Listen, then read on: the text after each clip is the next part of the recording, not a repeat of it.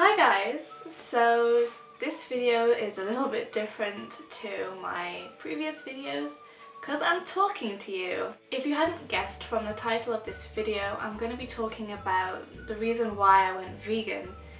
And there are two reasons, I think, why I'm doing this.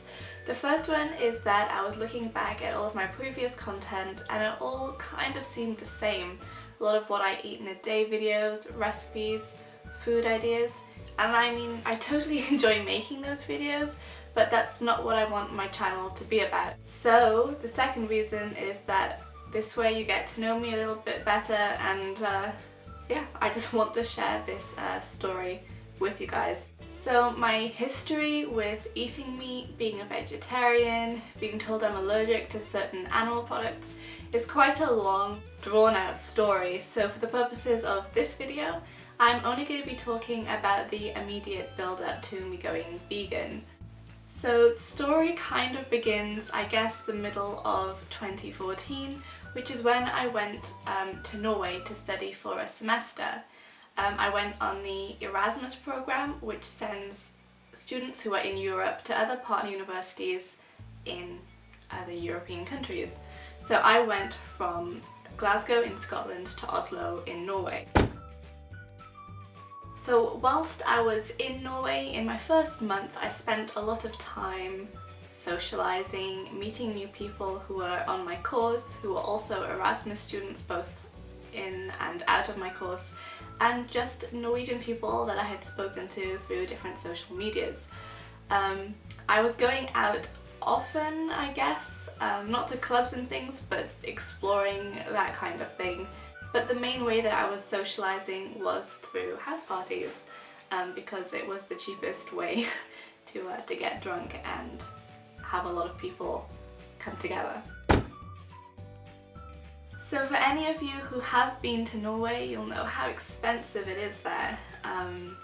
So as a result, I was buying a lot of cheap, junky products that I thought were going to fill me up, and also that would be easy to prepare, because actually in my first week I was so nervous about bumping into my flatmates that I would kind of prepare all of my meals in my bedroom. An example of what I was eating, sometimes for 2 meals a day, I would have like 5 hot dog sausages in a slice of bread each, and I would smother it in tomato ketchup. So you can see the kinds of junky things that I was eating.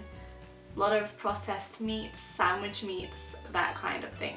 Not only was I eating in such a bad way, but my exercise basically was non-existent. Before I went to Oslo, I was running about 3 miles a day, 5 days a week, so I was fairly active. But when I went to Norway, I was walking for like 10 minutes a day maximum, probably, which is terrible for anyone. And like I said, I was socialising, there was a lot of alcohol, and I wasn't used to drinking a lot of alcohol, so that wasn't a good habit that I picked up. So from bad eating habits, drinking, and no exercise, I picked up a substantial amount of weight in quite a short period of time. Now at this point, I was still very much in a healthy weight, and it's kind of like a running joke that if you go on Erasmus, you're going to pick up weight. So I wasn't terribly concerned that I had picked up weight. I just tried to put it to the back of my mind and just enjoy the time that I was having, because I genuinely was having the best time of my life. It took me going on a hike with 4 of my friends for me to realise how unfit I had got in a short period of time. My friends and I did an 11-hour hike up a mountain, I guess, called Trolltunga. I'm sorry if there are any Norwegians watching. I'm 100% sure I butchered the way that you pronounce that. But we went there anyway. And yeah, it was one of the most amazing experiences of my life. I had never done anything like that before, and it was well worth it. I would do it 100 times over. However, at the same time, I had never felt so physically unfit. There were times when I was really struggling. There were times when my friends would go ahead of me and I would have to stop for like a minute or 2 just to catch my breath and to mentally tell myself that I couldn't just stop, that I had to continue. And there were also times when my friends were literally pulling me up certain hills because I didn't think that I would be able to make it. At the same time, I also had this immense back pain. It was really bad.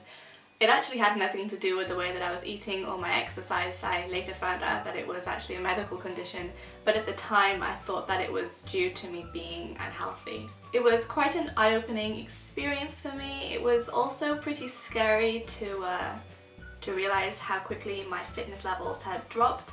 I wasn't impressed with that at all. So when I went back into Oslo after the hike, I really had a look into my eating habits, my exercise habits, and I worked out that it would be cheaper for me to basically live off fruits and vegetables with rice and pasta on the sides.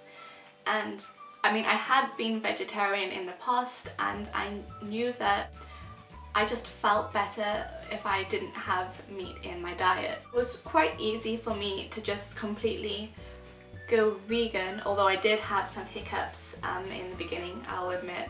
So basically, me going vegan was selfish. It was for my health. I wanted to get back to the levels of fitness that I had been at. I wanted to be able to have the energy to exercise, and I just wanted to feel better within myself. The clock is going. Can you hear it? So after a couple of weeks of eating quite a boring vegan diet, I decided to go on YouTube, look at what I eat in a day videos for food inspiration, and it was then that I came across an abundance of vegan YouTubers who not only spoke about their diet but also spoke about the ethical and the environmental impact of eating meat. That led me to watching the really big documentaries like 101 Reasons to Go Vegan, Cowspiracy, Fat, Sick, Nearly Dead, Blackfish, Earthlings, all of those kinds of documentaries. I sort of just watched them all, and I came to the conclusion that there was no logical reason for me to go back to eating meat. So whilst I'll say that I did go vegan initially for my health, what kept me staying vegan was definitely the ethical and the environmental issues. I'm ashamed that it took me 20 years to make the connection, especially because when I was a teenager, and quite a young teenager, I was actually a really big animal activist. But that's a whole other story. So that's it, guys. That is my vegan story. It's not particularly interesting, but I think it could be relatable to some of you. Anyway, I would love to hear your story about why you went vegan, or why you stayed vegan, or why you're transitioning to veganism. So write them down below. If you've already made a video, also put that down below because I love watching them, so I'll definitely check out your video.